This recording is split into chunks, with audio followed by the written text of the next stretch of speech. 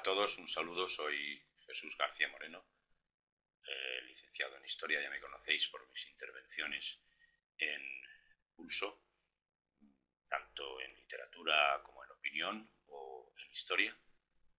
Y a partir de hoy vamos a presentar una serie de trabajos con este formato, elaborados a partir de hechos de historia contemporánea que hayan contribuido a la formación del Estado, como conocemos, del Estado moderno. Vamos a empezar hablando del Estatuto de Bayona. Es una otorgación, pero no dejó de ser la primera aventura constitucional del Estado o de la monarquía española del siglo XIX. Bien, aunque ya durante el antiguo régimen existieron leyes fundamentales que los monarcas absolutos debían respetar, lo cierto es que hasta el siglo XVIII no se inicia una corriente de pensamiento basada en la necesidad de plasmar en una ley los derechos individuales de los ciudadanos y tratar de racionalizar el poder, hasta entonces en manos de una sola persona, evidentemente el monarca. Además, tratar de adecuar este poder a las necesidades del Estado. Montesquieu, uno de los máximos exponentes del movimiento ilustrado, al hablar de un ideal de gobierno moderado o constitucionalista, se basa en la adecuación entre la forma de ser de la población y la configuración del gobierno. Dos hechos históricos marcaron decididamente el movimiento constitucionalista contemporáneo: la proclamación de la independencia de los Estados Unidos el 4 de julio de 1776 y la Revolución Francesa el 14 de julio de 1789. Los dos acontecimientos estuvieron muy relacionados entre sí. De hecho, a partir de aquí se inicia lo que conocemos como el Estado moderno. En la Declaración de Independencia de las 13 colonias americanas dominadas por los británicos, que fue redactada por Thomas Jefferson, se dice: consideramos evidentes por sí mismos las siguientes verdades. Todos los hombres han sido creados iguales. El Creador les ha concedido ciertos derechos inalienables. Entre estos derechos se cuentan la vida, la libertad y la busca de la felicidad.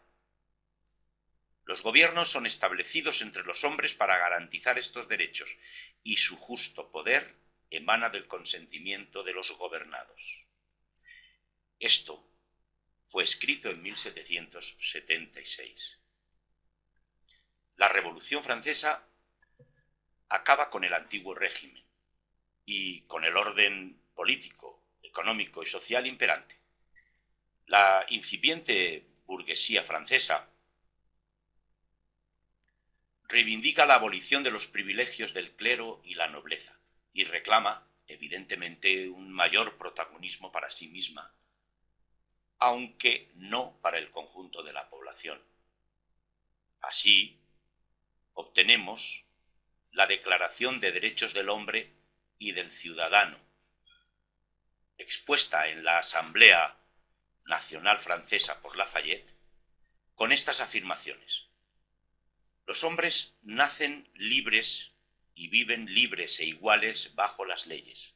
Sin embargo, tuvieron que aceptar la existencia de diferencias sociales, aunque fuera solamente por razón de utilidad común. Este espíritu burgués también inspirará la Constitución francesa posterior, la de 1791.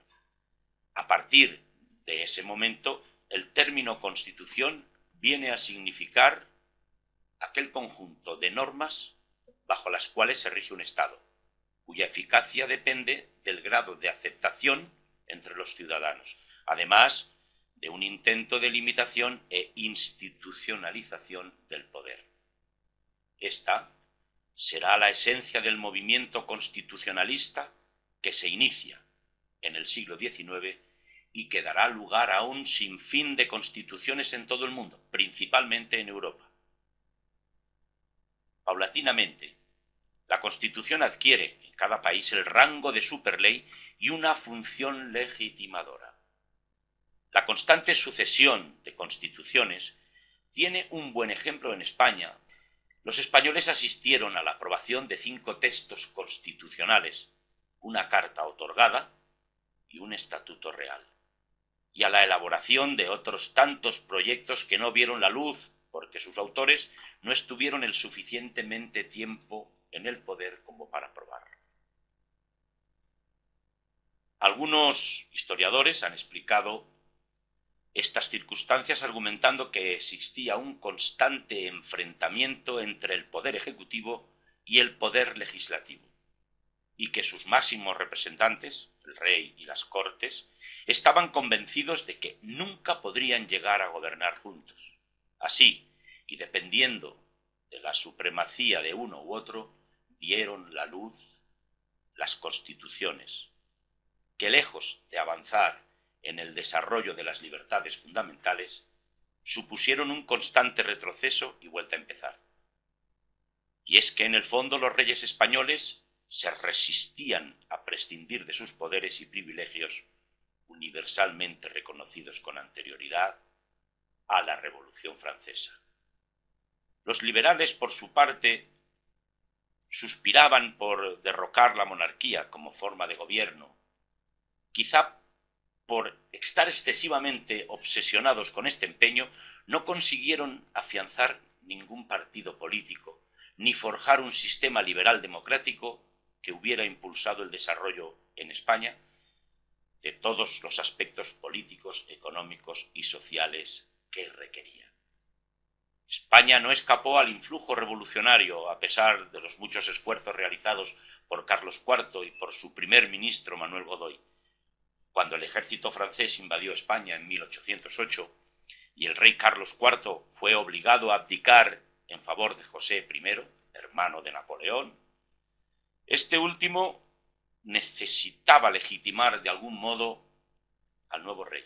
Para ello convocó una asamblea de diputados españoles con el objetivo de elaborar una constitución a la que llamó Estatuto de Bayona. En la práctica, los 150 representantes españoles se limitaron a aprobar los textos presentados por el francés Jean-Baptiste Esmenard y revisados por el propio Napoleón. La Gaceta de Madrid publicó el 25 de mayo de 1808 un decreto del emperador francés en el que decía así a los españoles: «Españoles, después de una larga agonía, vuestra nación iba a perecer. He visto vuestros males y voy a remediarlos. Vuestra grandeza y vuestro poder hacen parte del mío. Vuestros príncipes me han cedido todos los derechos a la corona de España. Yo no quiero reinar en vuestras provincias. Quiero adquirir derechos eternos al amor y al reconocimiento de vuestra prosperidad. Vuestra monarquía es vieja. Mi misión es renovarla. Mejoraré vuestras instituciones y os haré gozar, si me ayudáis, de los beneficios de la reforma, sin que experimentéis quebrantos, desórdenes y convulsiones». En fin, el Estatuto de Bayona no fue una constitución, sino una carta otorgada que recogió algunos derechos fundamentales, como la supresión de privilegios, la inviolabilidad del domicilio, la libertad de imprensa, la abolición del tormento y el derecho al acceso a cargos públicos. El texto, que contenía 146 artículos dispuestos en 13 títulos, instituyó la monarquía hereditaria como forma de gobierno, aunque señalaba que el rey debería contar con 9 ministros, un secretario de Estado, el Parlamento, el Consejo de Estado, y con ellos conjuntamente gobernar el país. No proclamaba la división de poderes, sino que el rey ocupaba el centro del sistema y era el que nombraba a los ministros, a los miembros del Consejo de Estado, a algunos diputados, al presidente de las Cortes y a los jueces. Evidentemente era todavía una monarquía absoluta. No obstante, se creó la figura del Parlamento, compuesto como hoy en día por el Senado y las Cortes. El Senado estaba integrado por los infantes de España y por 24 senadores elegidos por el rey. Las Cortes tenían un carácter estamental.